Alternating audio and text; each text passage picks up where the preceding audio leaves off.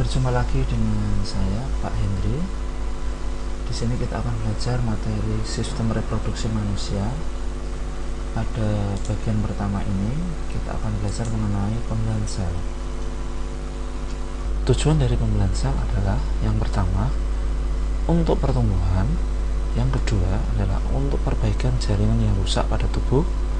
Kemudian untuk reproduksi atau perkembangbiakan. Pembelahan sel dibedakan menjadi dua, yaitu pembelahan secara mitosis dan pembelahan secara meiosis. Pembelahan mitosis terjadi pada sel-sel tubuh atau sel somatik pada makhluk hidup. Sedangkan pembelahan secara meiosis hanya terjadi pada organ kelamin. Pembelahan ini berfungsi untuk menghasilkan sel gamet, yaitu sel telur pada perempuan dan sel sperma pada laki-laki. Sekarang kita akan membahas mengenai pembelahan mitosis. Pembelahan mitosis merupakan tipe pembelahan sel yang menghasilkan dua sel anakan. Sel anakan tersebut mempunyai karakter yang identik secara genetik dengan sel induknya. Artinya, kedua sel anakan yang terbentuk mempunyai susunan genetika yang sama, termasuk sama dalam jumlah kromosom dengan induknya. Jumlah kromosom yang dimiliki oleh sel anakan adalah 2M atau disebut dengan diploid. Sel diploid adalah sel-sel yang kromosomnya berpasangan. Pembelahan mitosis merupakan proses yang berkesinambungan yang terdiri atas 4 fase pembelahan, yaitu profase, metafase, anafase, dan telofase. Jadi, pembelahan mitosis memiliki beberapa fase pembelahan, yaitu profase, metafase, anafase, dan telofase. Nah, inilah gambar dari fase-fase tersebut. Gambar yang pertama ini adalah profase, gambar yang kedua ini adalah metafase, gambar yang ketiga ini adalah anafase, dan yang terakhir adalah telofase. Oleh karena itu, kita akan membahas satu persatu dari fase-fase pembelahan pada pembelahan sel mitosis. Sekarang kita akan belajar profase. Ini adalah gambarnya. Kromosom sudah mengganda, kemudian memadat. Ini adalah kromosomnya ini ya, sudah mengganda dan memadat. Itu gambarnya adalah ini, yang di dalam ini. Kemudian membran inti mulai rusak menjadi bagian-bagian kecil atau fragmen. Ini bisa dilihat pada gambar ini. Nah, ini sudah mulai rusak menjadi bagian-bagian kecil atau fragmen. Ini adalah membran inti yang menjadi bagian-bagian yang kecil atau fragmen. Kemudian benang spindel atau gelendong pembelahan terbentuk. Nah, dari sini ini adalah gelendong pembelahan atau disebut juga dengan benang spindel. Ini sudah mulai terbentuk.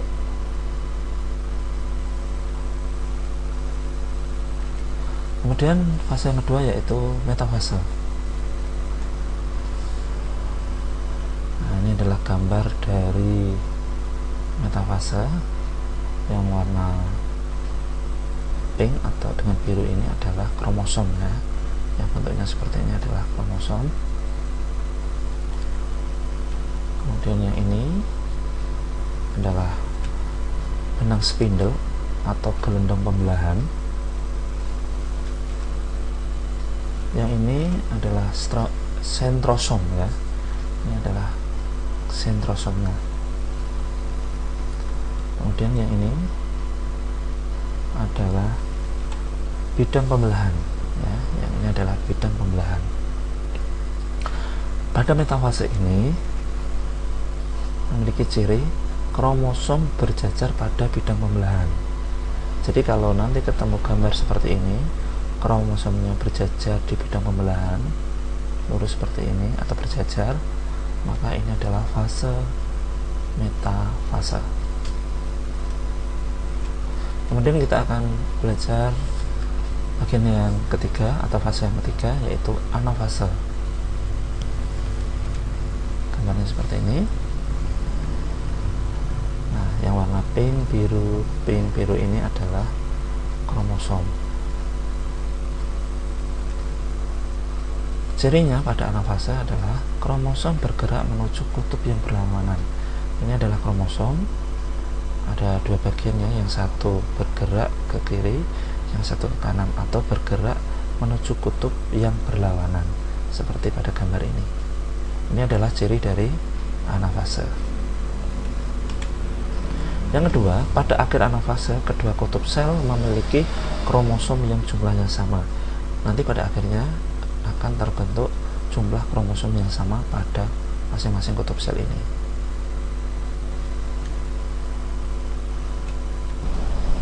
Kemudian kita akan masuk ke fase yang keempat, yaitu telofase. Gambarnya seperti ini ya. Ini adalah sel anakan. Berarti kalau dilihat di gambar ini adalah sel anakan. Pada fase telofase ini terbentuk dua sel anakan, dan yang di tengah ini namanya adalah cincin pembelahan, dan yang ini atau yang ini juga adalah fragmen membran inti. Tadi sudah kita bahas di depan bahwa fragmen adalah bagian-bagian kecil dari membran inti. Membran inti mulai kembali bergabung. Jadi yang awalnya fragmen ini akan mulai bergabung pada fase telofase ini. Kemudian terbentuk dua sel anakan yang bersifat diploid. Jadi sudah terbentuk sel anakan yang jumlahnya dua, yang masing-masingnya ini adalah diploid, sama dengan induknya ya, karena induknya tadi diploid, maka anaknya juga diploid. Ini ciri khas dari pembelahan mitosis.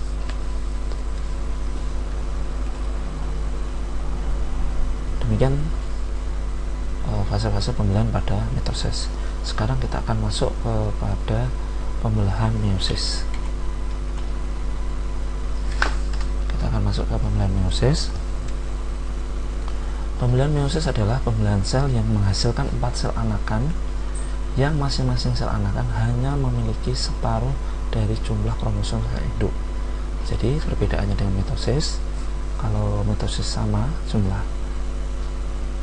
kromosomnya dengan induknya, tetapi kalau meiosis memiliki separuh dari jumlah kromosom induknya. Jadi sel anaknya adalah separuh dari jumlah kromosom dari sel induknya. Dengan demikian dapat dikatakan bahwa jumlah kromosom yang dimiliki oleh sel anakan adalah N, atau disebut dengan haploid. Pembelahan meiosis disebut juga sebagai pembelahan reduksi. Pembelahan meiosis berlangsung dalam dua tingkat, yaitu meiosis 1 dan meiosis 2. Meskipun demikian, fase-fase pembelahan meiosis mirip dengan fase-fase pembelahan mitosis. Bedanya kalau mitosis itu satu kali tahap pembelahan, sedangkan untuk meiosis ada dua tingkat pembelahan. Makanya di sini ditulis meiosis 1 dan meiosis 2. Seperti ini prosesnya.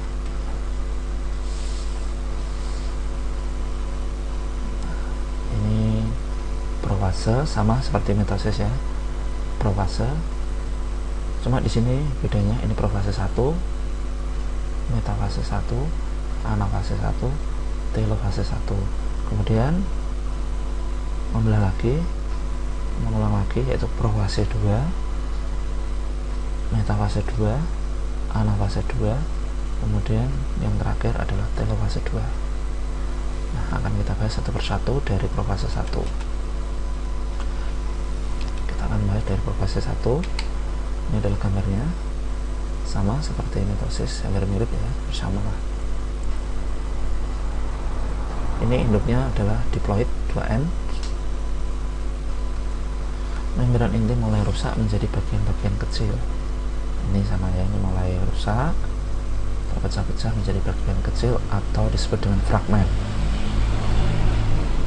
Kromosom sudah mengganda kemudian memadat. Ini sudah mulai mengganda dan mulai memadat. Ini adalah ciri dari profase 1. Sekarang masuk ke metafase 1. Ini gambarnya. Ini adalah benang spindlenya ya. Kemudian ini adalah bidang pembelahan. Nah, ciri dari metafase 1 adalah kromosom berjajar pada bidang pembelahan. Ini adalah kromosomnya, dia berjajar di bidang pembelahan seperti ini. Berjajar lurus di bidang pembelahan.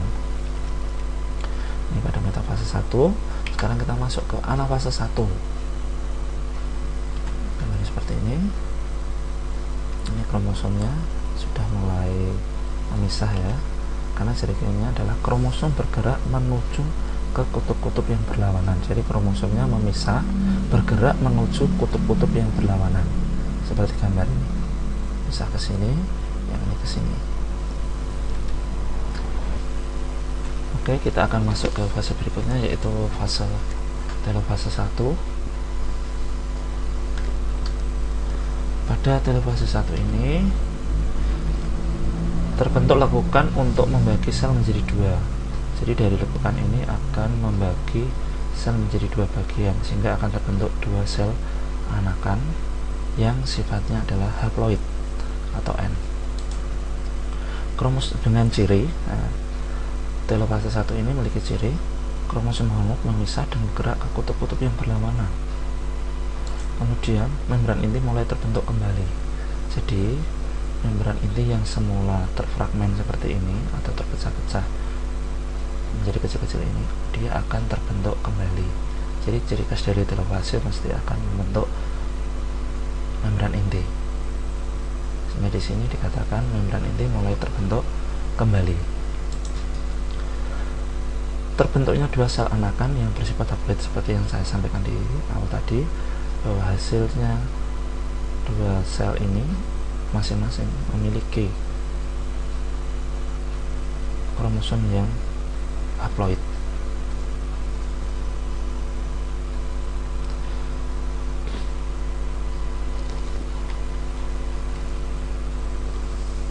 Terbentuk 2 sel anakan yang bersifat haploid. Kemudian fase yang berikutnya adalah profase 2. Nah, setelah selesai di telofase 1, maka berlanjut lagi ke fase atau ke tingkat yang kedua atau tahap yang kedua, yaitu profase 2. Ini gambarnya. Sel anakannya haploid ya, seperti yang di awal tadi. Cirinya adalah membran inti mulai rusak menjadi bagian-bagian kecil yang semula tadi terbentuk di telofase tadi.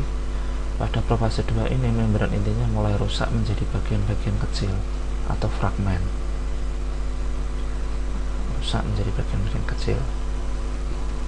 Kemudian pada metafase 2, ciri khas dari metafase 2 selalu seperti ini ya gambarnya. Jadi bidang pembelahannya ini, nah, kromosomnya ini mesti dia berjajar di bidang pembelahan. Jadi cirinya kromosom berjajar pada bidang pembelahan seperti ini. Kemudian pada fase berikutnya adalah anafase 2. Anafase 2 ciri khasnya seperti biasa, yaitu pada anafase 2 yaitu ini, kromosomnya memisah menuju ke kutub yang berlawanan, yang satu ke sana, yang satu ke sini. Cirinya ya, kromosom bergerak menuju ke kutub-kutub yang berlawanan. Oke, kita akan masuk ke tahap yang terakhir, yaitu pada telofase 2. Seperti ini gambarnya. Membran inti terbentuk kembali. Jadi pada telofase ciri khasnya adalah membran inti yang awalnya rusak menjadi bagian-bagian yang kecil atau fragmen, ini terbentuk kembali. Jadi membran inti terbentuk kembali. Kemudian pada telofase terbentuk 4 sel anakan yang bersifat haploid. Jadi hasil dari telofase 2 adalah 4 sel anakan. Ini kalau kita hitungkan 1, 2, 3, 4. Jadi ada 4 sel anakan yang sifatnya masing-masing adalah haploid.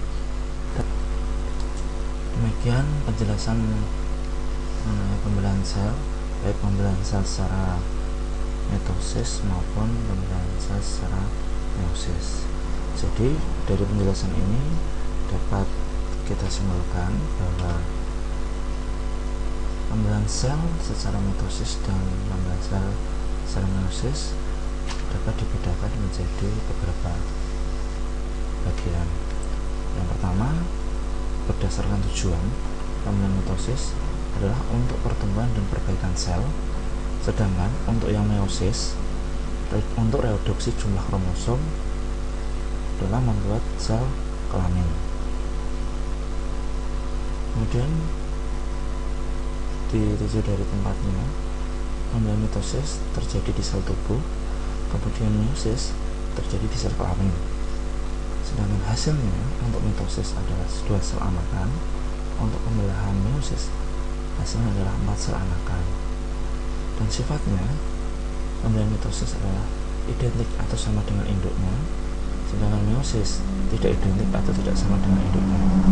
Untuk jumlah kromosomnya, untuk mitosis sama dengan induknya, yaitu diploid.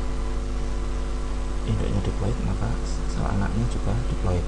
Sedangkan untuk meiosis itu adalah setengah dari induknya. Jadi kalau induknya 2N atau diploid, anaknya atau sel anaknya adalah haploid karena setengah dari induknya. Sedang proses pembelahannya untuk mitosis terjadi 1 kali pembelahan, sedang meiosis terjadi 2 kali pembelahan.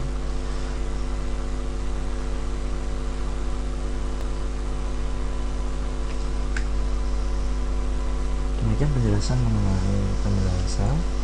Semoga bermanfaat untuk adik-adik semuanya. Sampai bertemu di video-video berikutnya. Terima kasih.